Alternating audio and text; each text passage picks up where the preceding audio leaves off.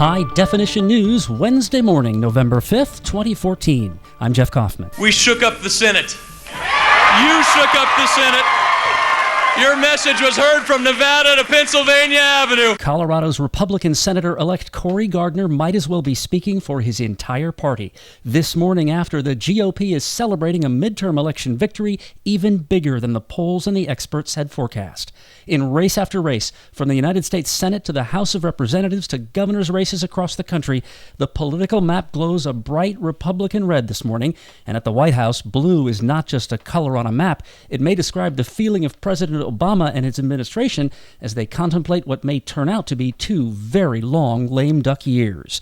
We expect to hear from President Obama live at 10 minutes before noontime Pacific today, a news conference at which topic A will be the new landscape on Capitol Hill.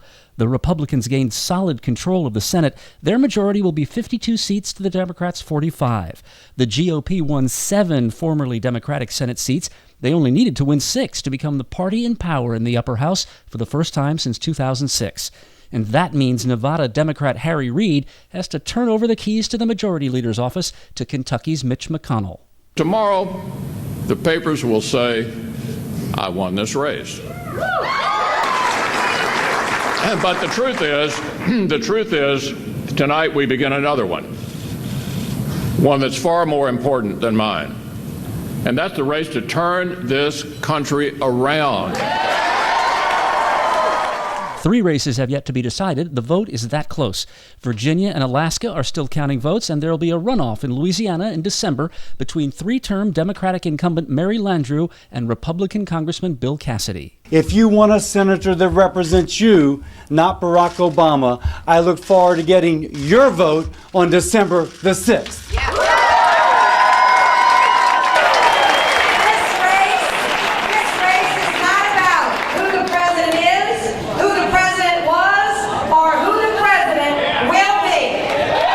Democrats did not lose everything, only mostly. In New Hampshire, incumbent Democratic Senator Jeanne Shaheen sent former Massachusetts Republican Senator Scott Brown packing, but this was a clear Republican win. The Associated Press is reporting this morning that its exit polls found that voters who felt left behind economically, they were the ones who put Republicans over the top. Almost half of those surveyed say their financial situation has not improved much over the past 2 years, and 25% say they're doing worse off. They voted Republican yesterday by better than a 2-to-1 margin. But here's what President Obama may key in on a meeting with Republican leaders of Congress that he's called for Friday. The AP exit poll found that even the voters who've had their fill of President Obama do not think congressional Republicans will do any better. Don't tell that to National Republican Party Chairman Reince Priebus. It's a call to President Obama that he's going to have to start working with Republicans to get things done. And I think, obviously, with a Republican majority in the Senate, he's going to have no other option than to work with Republicans to get things done. Well, he should have been doing that for the past 5 years, and he hasn't been. And I think the American people are sick and tired of it. The Republicans also increased their majority in the House of Representatives. They may get close to 245 out of the 435 seats. In governor's races, Republicans won in usually Democratic states like Illinois, Maryland, and Massachusetts, and some Republican governors who the pre-election polls had listed as being in trouble cruised to victory, like Florida's Rick Scott, Kansas Governor Sam Brownback, and Wisconsin's Scott Walker. In Pennsylvania, businessman Tom Wolf defeated GOP Governor Tom Corbett, and Colorado Governor John Hickenlooper, a Democrat, looked like he was going down to defeat but pulled out a squeaker of a re-election. Here at home, Governor Brown had an easy victory over Neil Kashkari, and he was in a playful mood as he spoke with reporters last night in Sacramento about the record 4th term he begins now at age 76. This 4th term, no one's ever had it. No one's ever going to have it again. And I take the responsibility and the opportunity very seriously. And every part of my mind, my body, my imagination, I'm going to throw into this next 4 years. And for whatever reason, I get up every morning so enthusiastic, energized, ready to go out there and make a difference in California. So my wife can tell you that, because I jump out of bed and I want to go. So tomorrow I'll be there figuring out, what the hell you do in the 4th term? Challenger Kashkari challenged the governor to be innovative and gave himself high marks for his own campaign. Now, I've always known that a Republican defeating a powerful incumbent in California would be very hard, and I'm obviously very disappointed that we came up short tonight. But I am so proud of what we have accomplished in this campaign, and I am so proud of the kind of campaign that we have run. One entirely focused on the most important issues facing us as a state, bringing jobs back to California, fixing the schools, reducing our poverty, and rebuilding the middle class of California. Democrats do have something to celebrate in California. They swept the statewide offices. Lieutenant Governor Gavin Newsom and State Attorney General Kamala Harris were reelected. Alex Padilla is the new Secretary of State. Comptroller John Chang is the new State Treasurer, and Betty Yee succeeds Chang as Comptroller.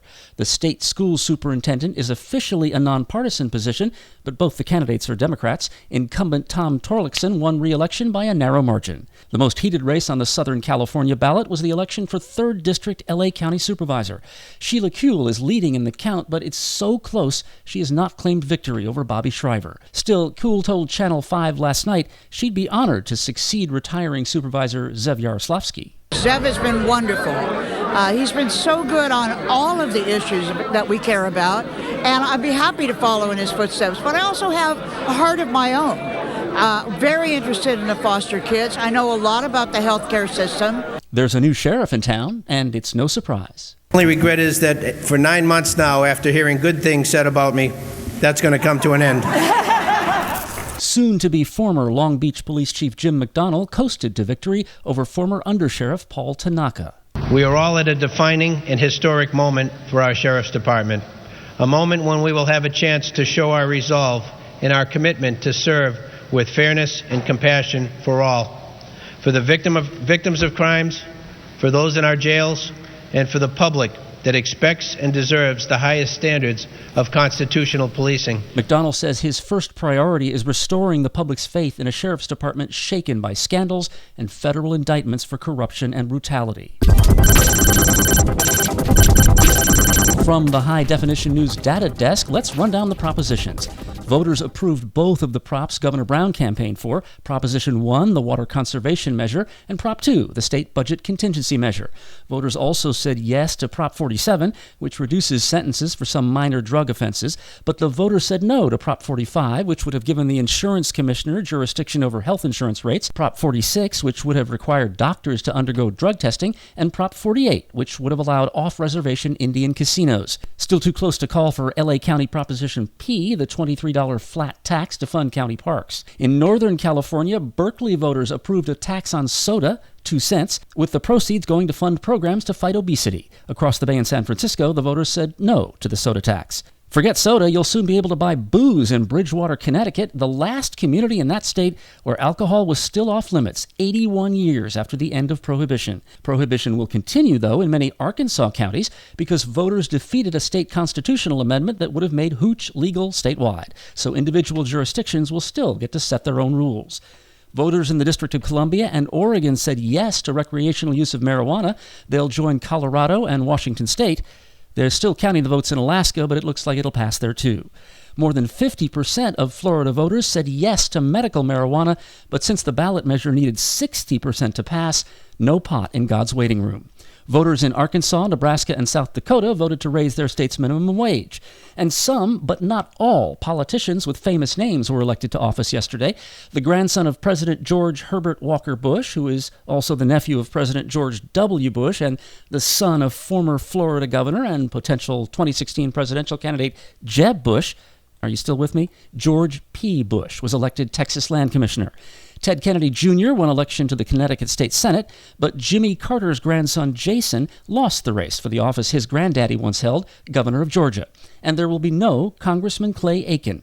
The American Idol runner-up was also runner-up in his North Carolina congressional race. Finally, from the data desk, there will be 100 women in the next Congress. That's the most ever. Women will be about a quarter of the lawmakers on Capitol Hill. Early to bed, early to rise. For some, the concept terrifies. Let others moralize. High Definition News is here when you arise. Crack a dawn hater? You can listen later, anytime at highdefinitionnews.com. That's HI Definition News, all one word. Long Beach State President Jane Close Connolly tells the Daily 49er she expects to decide in about 2 weeks whether to end the sale of discount SeaWorld tickets on campus. Members of a group called Cease Animal Torture are pressing their case for a ban with a noontime protest in front of the student bookstore. They say they don't want Long Beach State to be on the wrong side of history. SeaWorld has been on the defensive since the premiere of the documentary Blackfish, which claims the parks are unethical and cruel in their capture and treatment of killer whales, and that they subject both the whales and their trainers to life-threatening situations. SeaWorld denies all the allegations. Connolly says she has not seen the documentary, but she's read up on it and is consulting with marine biologists and others, and she told the 49er she's glad students feel passionate enough about the issue to stage a protest. SeaWorld tickets have been sold on campus for about 10 years. The discount is $20 off the current $86 admission fee. Here's some catch-up for your Wednesday breakfast. This happened since you stopped paying attention yesterday. There was a familiar sound in Tehran yesterday.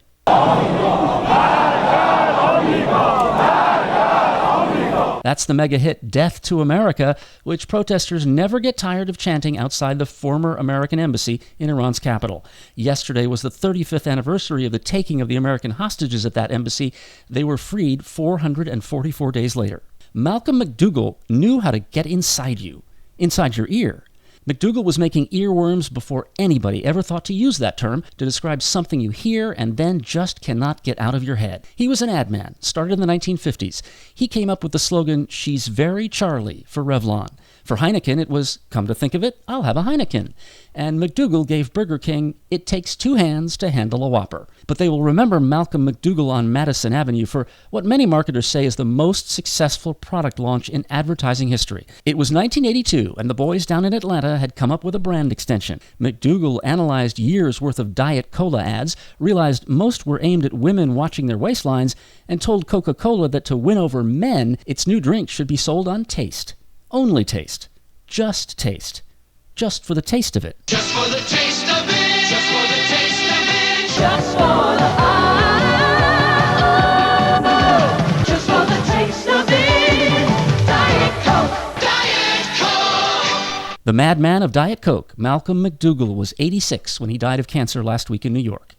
Now you know what we know. I'm Jeff Kaufman, High Definition News.